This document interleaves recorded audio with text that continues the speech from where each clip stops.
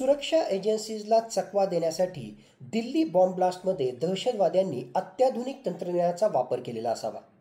दहशतवाद्यांनी मोठ्या क्वांटिटीमध्ये असणारं ANFO म्हणजेच अमोनियम नायट्रेट फ्युएल ऑइल हे कारच्या मागे म्हणजे डिक्कीमध्ये लपून त्या ठिकाणी ठेवलं होतं. तर दुसऱ्या बाजूला हे सगळं स्फोटक मटेरियल एक प्रकारे ब्लास्ट करण्यासाठी याच्याशी संबंधित महत्त्वाचं असं डिटोनेटर हे कारच्या बोनेटमध्ये त्यांनी लावलं असावं.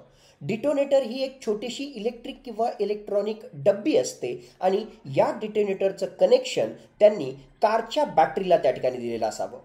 रिमोटच्या माध्यमातून, बॅटरीच्या माध्यमातून किंवा स्विचच्या माध्यमातून कारच्या बोनेटमध्ये असणारं हे डिटोनेटर त्या ड्रायव्हरनं त्या ठिकाणी ब्लास्ट केलेलं असावं आणि अशा प्रकारचा एक्सप्लोजन झाल्यानंतर त्यातून येणारी वेव्ह ही इलेक्ट्रिक सर्किटच्या माध्यमातून ही कारच्या मागे ठेवलेल्या ANFO या स्फोटक पदार्थांपर्यंत गेली असेल आणि याच्या माध्यमातून एक्झोथर्मिक रिॲक्शन सुरू होऊन मोठ्या प्रमाणामध्ये प्रेशर वेव्स, वेगवेगळ्या प्रकारचे टॉक्सिक गॅसेस आणि अल्टिमेटली मोठा ब्लास्ट त्या ठिकाणी झालेला असावा.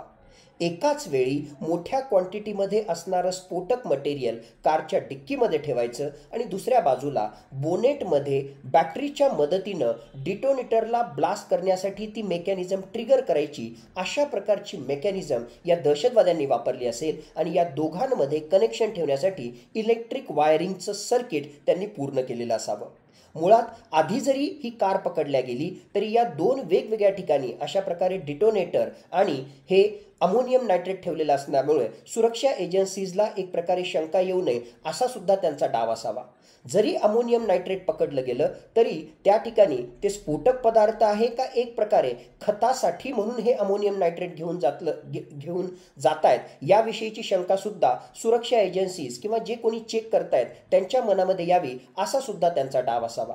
मुळातच दोन वेगवेगळ्या ठिकाणी जरी यांनी डिटोनेटर आणि स्फोटक पदार्थ ठेवलेली असली तरी सुद्धा अतिशय सिस्टमॅटिकली इलेक्ट्रिक वायरिंगच्या माध्यमातून आणि कारच्या बॅटरीच्या माध्यमातून डिटोनेटर ब्लास्ट करण्यामध्ये त्यांना यश आलं आणि त्याच्याचमुळं एवढ्या मोठ्या प्रमाणामध्ये स्फोट करण्यामध्ये हे दहशतवादी 10/11 म्हणजेच 10 नोव्हेंबरला यशस्वी झाले होते.